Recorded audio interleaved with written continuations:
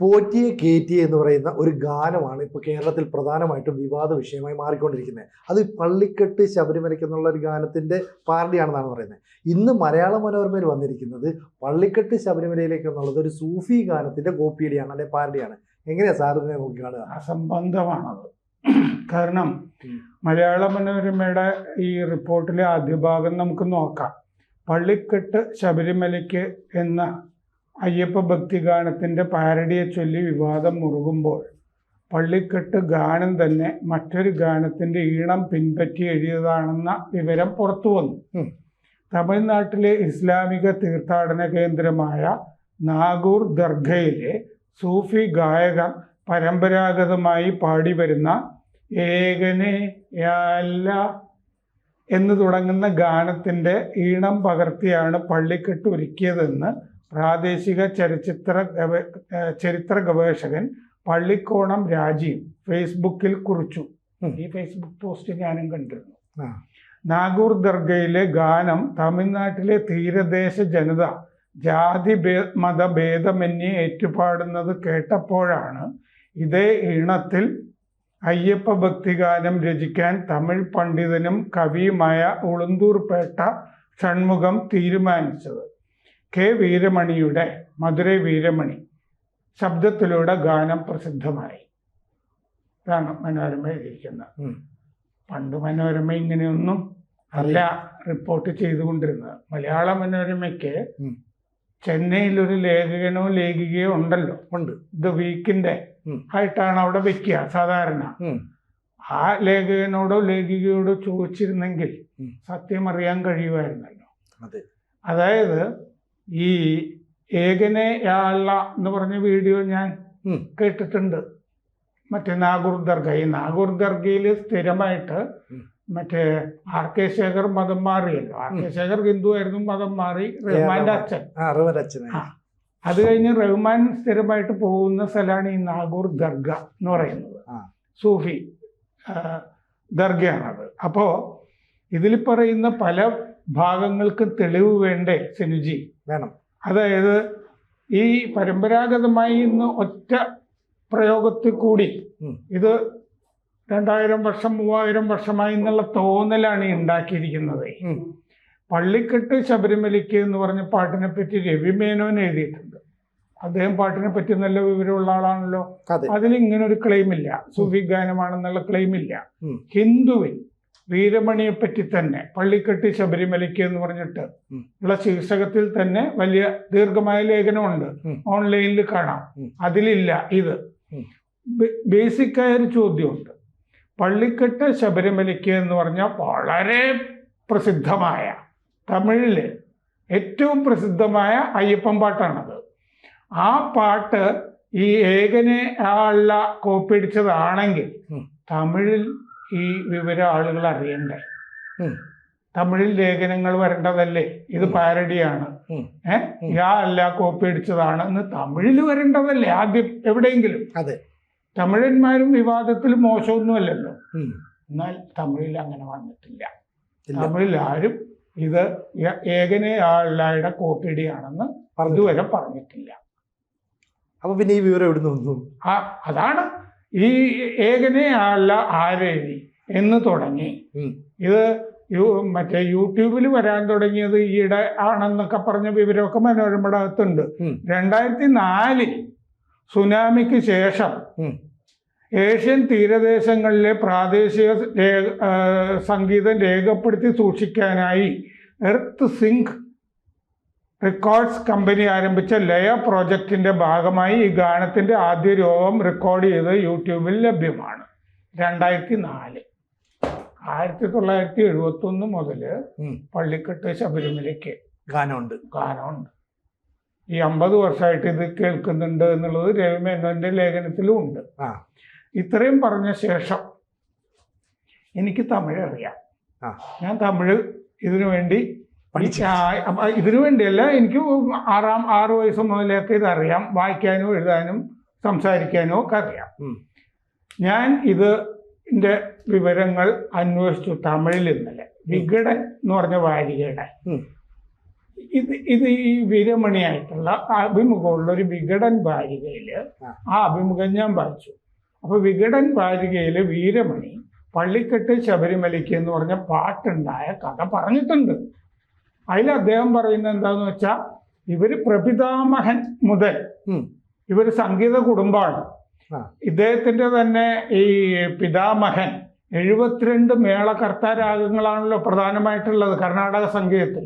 ആ 72 മേളകർത്താരാഗങ്ങളിലും ശ്രീരാമനെ പറ്റിയും ശിവനെ പറ്റിയും ഒക്കെ കീർത്തനങ്ങൾ എഴുതിയിട്ടുള്ള ആളാണ്. ഇവര് മുഴുവൻ ഭാഗവതർമാരുടെ കുടുംബത്തിൽ ജനിച്ച ആളാണ് ഈ വീരമണി. മധുരൈ വീരമണിയും ഈ പള്ളിക്കെട്ട് ശബരിമലയ്ക്ക് പാടിയ വീരമണി. അദ്ദേഹം ചേട്ടൻ സോമുവും എഴുതുന്ന ആളാണ്, പാട്ട് എഴുതുന്ന ആളാണ്. അപ്പോൾ ഇതൊരു സംഗീത കുടുംബമാണ്. അവർക്ക് ഈ പാരഡിയുടെ ഒന്നും ഒരു ആവശ്യമേ ഇല്ല. ചുമ്മാ എഴുതണം എന്ന് വിചാരിച്ചു കഴിഞ്ഞാൽ ഹൃദയത്തിൽ നിന്ന് പാട്ട് ഒഴുകുന്ന ആളുകളാണ്. അപ്പൊ അദ്ദേഹം പറഞ്ഞിരിക്കുന്നത് എന്താന്ന് വെച്ച് കഴിഞ്ഞാൽ ഒരു കാസറ്റ് കമ്പനി ഇദ്ദേഹത്തിന്റെ മുത്തച്ഛൻ സോമുവിനെ, കാരണം ഇത് തമിഴ് ബ്രാഹ്മണ കുടുംബമാണ്, അപ്പൊ അതിൻ്റെ അകത്ത് മുത്തച്ഛന്റെ പേരാണല്ലോ കൊച്ചുമകൻ ഇടുക, ഒരേ പേര് അല്ലേ വരിക. അല്ല ഈ ഉമ്മൻചാണ്ടിയുടെ ഒക്കെ കുടുംബത്തിൽ ചാണ്ടി ഉമ്മൻ ഇല്ലേ, മറ്റേ പ്രപിതാവന്റെ പേര് ഉമ്മൻചാണ്ടി, അങ്ങനെ തന്നെയല്ലേ. ഇത് പല സമുദായങ്ങളിലും അങ്ങനെയാണ്. അപ്പോ ഇദ്ദേഹത്തിന്റെ മുത്തച്ഛൻ സോമുവിന്റെ അടുത്തൊരു റെക്കോർഡ് കമ്പനിക്കാർ വന്നിട്ട് നമുക്ക് അയ്യപ്പൻ ഒരു കാസറ്റ് ഇറക്കിയാൽ കൊള്ളാം എന്നൊക്കെ ഈ പറഞ്ഞ സമയത്ത് വന്ന് പറഞ്ഞു. അപ്പൊ അദ്ദേഹം പറഞ്ഞു ഈ ഇരുമുടിക്കെട്ടുമായിട്ട് തമിഴ്നാട്ടിൽ നിന്ന് ആളുകൾ അധികം പോകുന്നത് കുറവാണ്, നമുക്കതൊരു ശീലമൊന്നും ആയിട്ടില്ല. ഇത് കുറെ വർഷം മുമ്പ് പറയാം, 50 കൊല്ലം മുമ്പ്. സാധാരണഗതിയിൽ അവിടെ അയ്യപ്പന്മാര് ശബരിമലയ്ക്കൊക്കെ പോകുമ്പോ പള്ളിക്കെട്ട് ശബരിമലയ്ക്ക് കല്ലും മുള്ളും കാലിക്ക് മെത്തൈ എന്നൊക്കെ പറയാറുണ്ട് സാധാരണ. സ്വാമിയ അയ്യപ്പ എന്നൊക്കെ. ഇത് മലയാളത്തില് യേശുദാസ് പാടിയ പാട്ടിലും ഇല്ലേ, കല്ലും മുള്ളും കാലിക്ക് മെത്ത എന്നൊക്കെ ഇല്ലേ?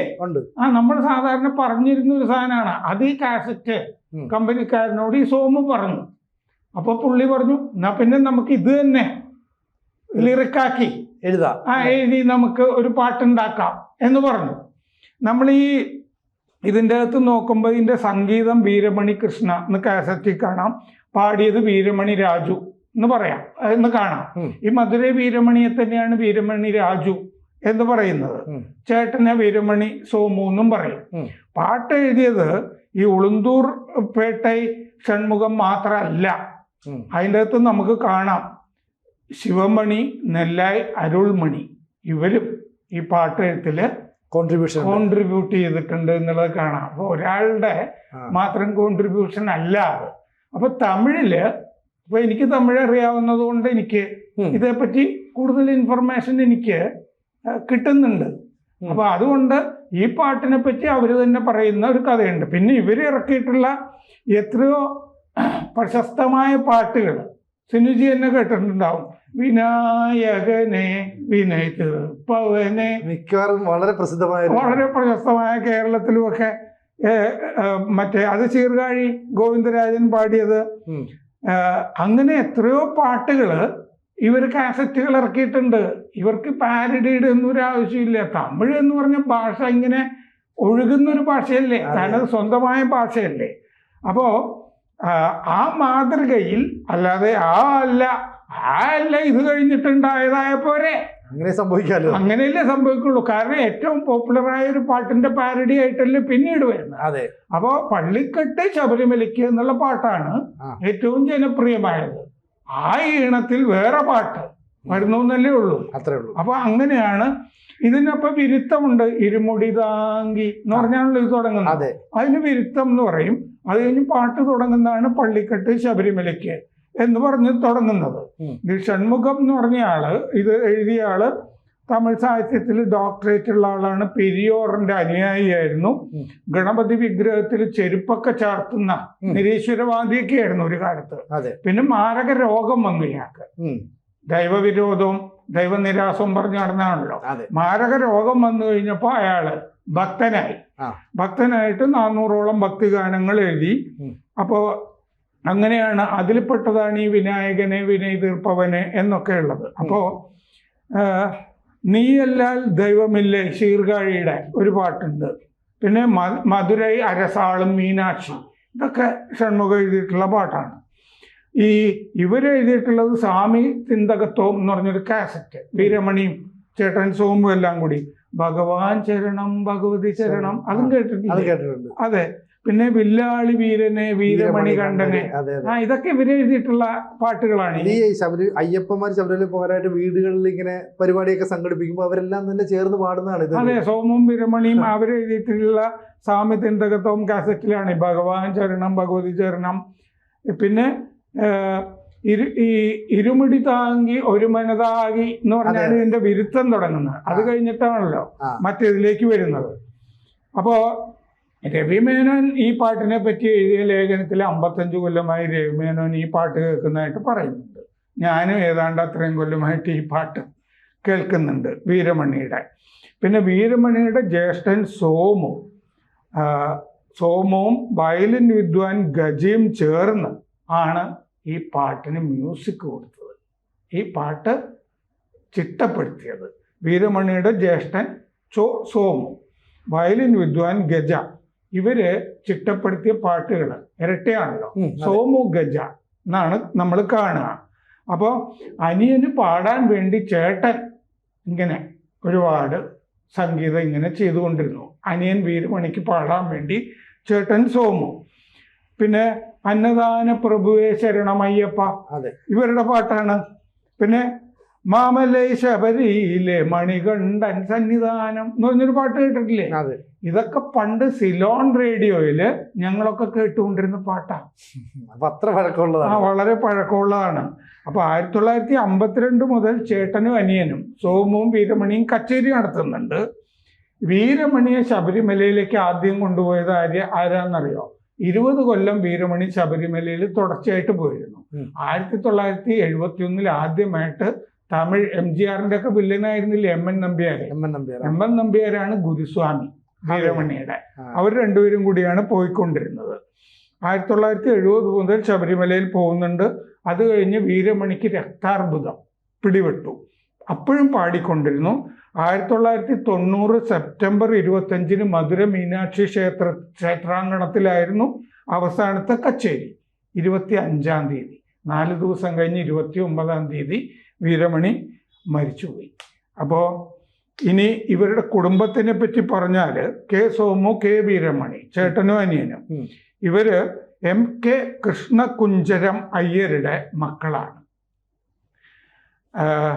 1932 സോമു ജനിക്കുന്നത്. 1936 വീരമണി ജനിക്കുന്നത്. അമ്മ ഭാഗീരഥി അമ്മാൾ, ചെവി കേൾക്കില്ലായിരുന്നു അമ്മയ്ക്ക്. ഇവരുടെ പ്രപിതാമഹൻ, മുത്തച്ഛൻ്റെ അച്ഛൻ ഇല്ലേ, കവികുഞ്ചര ഭാഗവത എന്നാണ് അദ്ദേഹത്തിൻ്റെ പേര്. സന്യാസി ആയിരുന്നു. ശിവഗംഗയില് ആസ്ഥാന വിദ്വാനായിരുന്നു. ശിവഗംഗൈ രാജാവിൻ്റെ ആസ്ഥാന വിദ്വാനായിരുന്നു. മുത്തച്ഛൻ N കോടീശ്വരയ്യ, അദ്ദേഹമാണ് 72 മേളകർത്ത രാഗങ്ങളിൽ ശ്രീരാമനെ പറ്റിയൊക്കെ കീർത്തനം എഴുതിയിട്ടുള്ളത്. 1952 മുതൽ ഈ വീരമണി പാടുന്നുണ്ട്. 1970-71 കാലം മുതൽ ശബരിമലയിലും പോകുന്നുണ്ട്. ഇതാണ് ഈ പാട്ടിനെ പറ്റി. മറ്റേ പള്ളിക്കെട്ട് ശബരിമലയ്ക്ക് എന്ന പാട്ടിനെ പറ്റി നമുക്ക് ഇത്രയൊക്കെ വിവരം ഉണ്ട്.